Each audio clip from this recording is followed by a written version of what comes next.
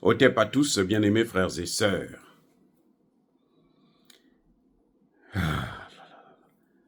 On revient sur le Congo, la RDC. La ministre sud-africaine de la Défense a fait des révélations fracassantes sur l'échec sur ce qui s'est passé à Goma, l'échec des généraux congolais. N'eût été les Ouazalendo et les jeunes FARDC que on a formés là, Goma tombait comme un château de cartes.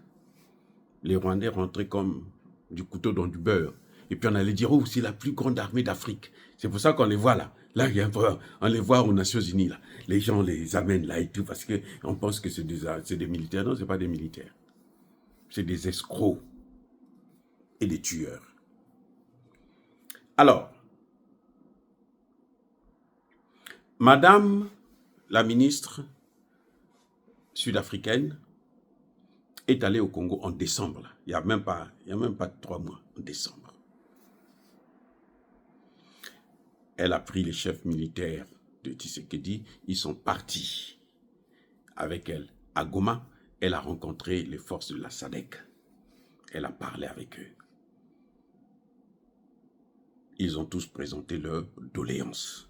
Nous, on a besoin de telle arme, nous, on a besoin de ceci, nous, on a besoin de cela, nous, on a besoin de ceci, nous, on a besoin de cela. Elle pose la question aux généraux congolais. Alors, où est votre liste de besoins? Ils disent, nous, on n'a pas de problème. Nous, on a tout ici, nous, on est trop forts, vous savez.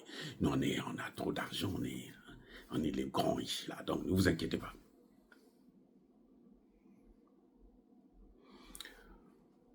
Le grand chef de cette histoire, le plus gros traître de la nation, c'est le patron, là, le chef de la maison militaire. C'est-à-dire que c'est lui qui décide de tout ce que Tshisekedi fait sur le plan militaire. C'est lui qui interdit à Tshisekedi de parler avec Poutine, d'aller voir Poutine pour acheter des armes là-bas. Non, oh, monsieur le président, fais-nous confiance, c'est notre boulot, nous savons, nous on a les moyens, on connaît comment on va faire, on va régler ça, tu verras le résultat. Et l'autre aussi, il dort. Ah, ça dit qu'ils ont joué avec Tshisekedi comme on joue avec un ballon. Il y en a un qui prend là, il donne là-bas. L'autre il prend et il envoie de l'autre côté. Ils ont joué avec Tshisekedi. Je suis désolé, mais c'est ça. Les mêmes à Goma, on lui dit, il n'y a pas de problème, nous avons tout. Là, on lui dit, il n'y a pas de problème, nous avons tout. Et madame se rend compte. Elle a accordé une interview là. Elle se rend compte. Elle a posé la question de savoir, mais pourquoi les officiers ont abandonné et puis ils s'enfuient. Ils ont laissé les pauvres enfants. On leur dit, eux, ils donnent la raison maintenant. Non, parce qu'on n'avait plus d'armes. Elle dit, mais oh, vous n'avez plus d'armes. J'étais là il y a 1 mois et vous m'avez dit que vous avez tout. Et là, vous n'avez rien. Donc, elle dit, il y a eu sabotage. Les officiers congolais ne savent pas, n'ont pas mesuré la gravité de leur comportement. Et ça, c'est une haute trahison. Ça vient de la ministre de la Défense. C'est pas moi, ministre sud-africaine. Nous, on avait déjà dit ça. C'est elle qui dit, il y a eu trahison. Et ces gens-là, il faut les juger parce que c'est pas normal. De même qu'on va juger tous ceux qui ont commis des crimes de guerre, comme ces Rwandais-là, qui ont commis des crimes de guerre, tous, on va les juger. L'Afrique du Sud, de ce côté, j'ai confiance, parce qu'on a vu comment ils ont fait avec l'autre, le bébé des États-Unis, et on l'a mené à la CPI. Donc, de ce côté, je peux dormir tranquille. Mais quand même, la responsabilité de Tshisekedi est engagée. Qui s'est entouré que des généraux pourris. C'est incroyable. C'est un capitaine qui est venu sauver le bateau. Un capitaine. Et il n'était même pas à Goma, il était à Saké. Ce sont les jeunes qui se retrouvent seuls. Ceux qui le connaissaient, ils avaient son téléphone, l'appelaient, mais capitaine, nous on est ici, là, dans telle situation. Il dit, oh, comment ça? Il dit, oui, c'est lui qui a pris des voitures et le renfort. Il dit, on va. On ne peut pas rester ici. C'est pour ça qu'après, vous avez vu qu'à Saké, il y a eu des combats. Mais ils n'ont pas pu aussi parce que Kagame avait, là, à Goma, là, il avait concentré toutes ses forces. Et donc, il s'est fait baiser. Puisqu'il n'a pas pu prendre Goma. Oui. Il y a des combats. Cette nuit-là, il y a eu des combats. Ils n'ont pas Goma. Et ils prendront. Parce qu'ils ont raté leur coup. La MONUSCO, là, aujourd'hui, c'est-à-dire que je ne sais pas comment la MONUSCO va continuer elle-même à rester encore en RDC. Mais avant même que Tshisekedi n'intervienne. Mais cette fois-ci, là, il faut qu'elle parte.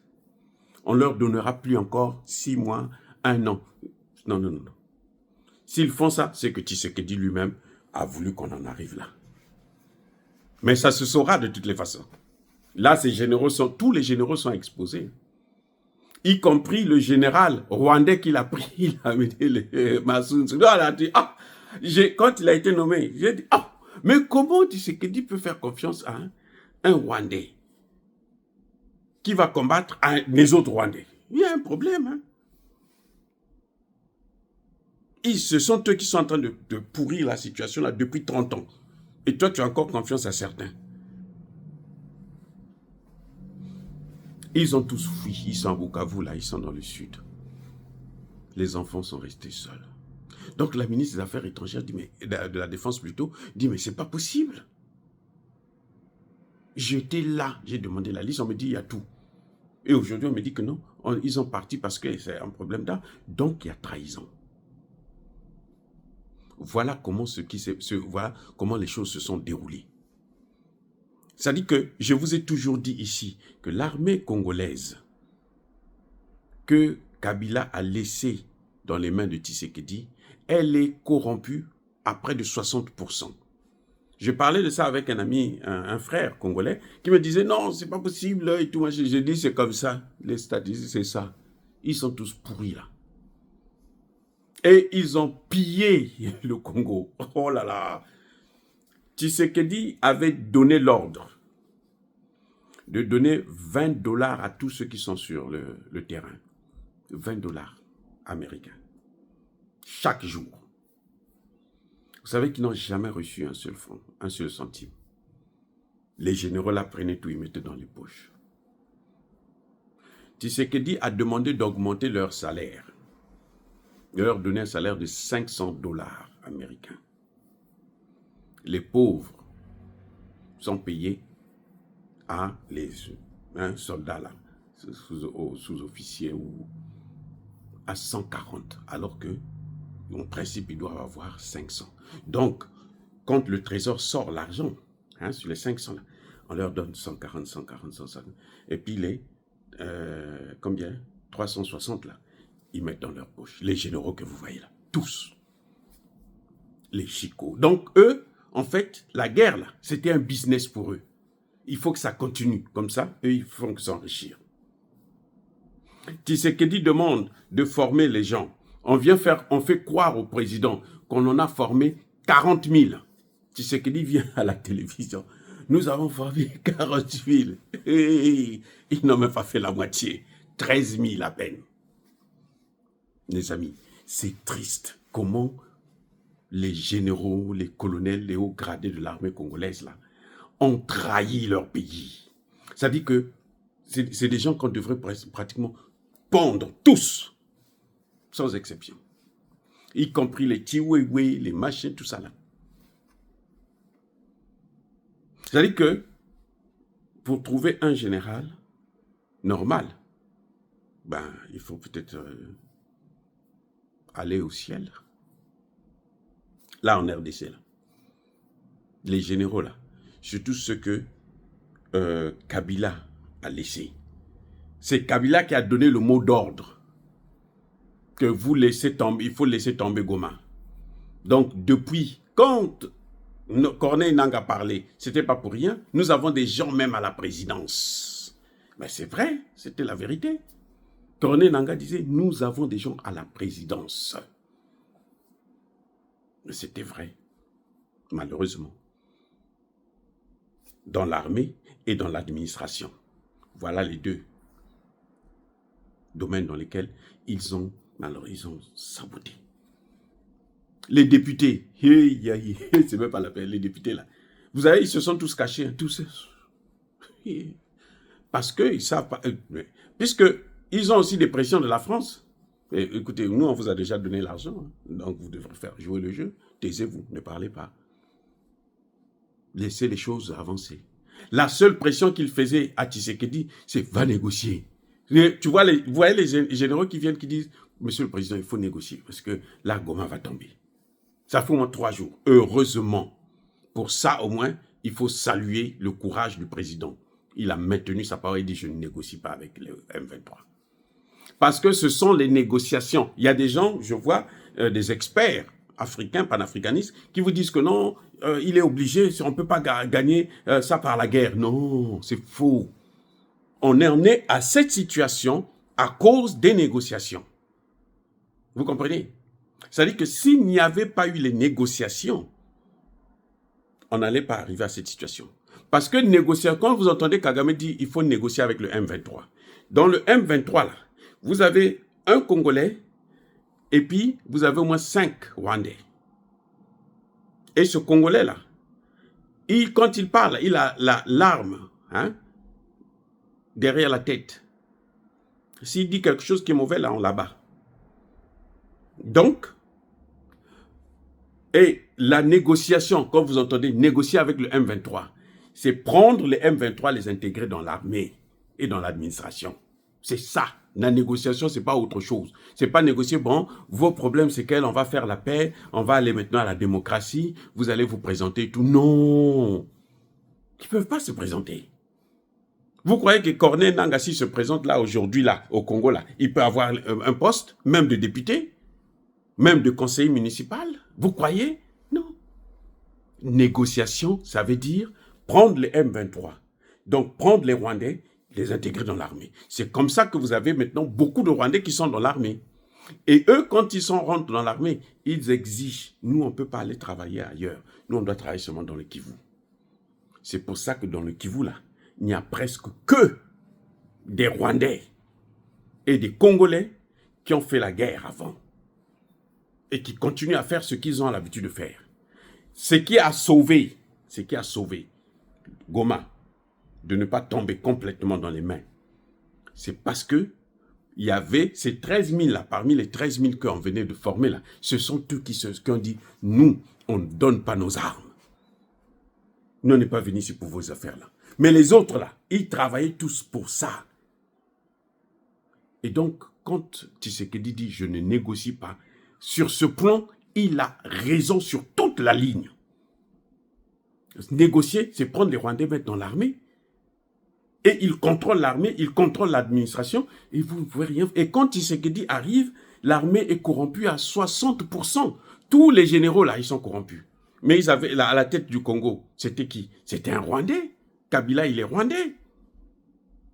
Et comment voulez-vous qu'un Rwandais puisse faire la guerre à un autre Rwandais? Il n'y a pas match, c'est pas possible. Voilà comment on en arrive à des situations comme ça. Ce sont eux qui intimident Tshisekedi. Non, si tu pars en Russie, tu vas voir. Mais bon, les Américains vont te tuer, les Français vont te tuer. Donc, c'est une pression telle que il y a 2 camps. Il y en a aussi qui disent que non, mais écoute, la seule solution, c'est ça. Mais les autres, là, ils sont plus forts. Vous comprenez? Ils ont plus de pouvoir sur Tshisekedi. C'est pour ça que c'est eux toujours qui ont remporté. La seule chose qu'ils n'ont pas pu remporter, là, c'est la négociation. Ça fait au moins 2 semaines que tous les jours, ils demandent à Tshisekedi, tu dois négocier. Négocie comme ça, on va régler, voilà comment on va faire. Fais-nous confiance, nous on est des militaires. On va faire ceci, on va faire cela. C'était faux. C'était pour aider encore Kagame.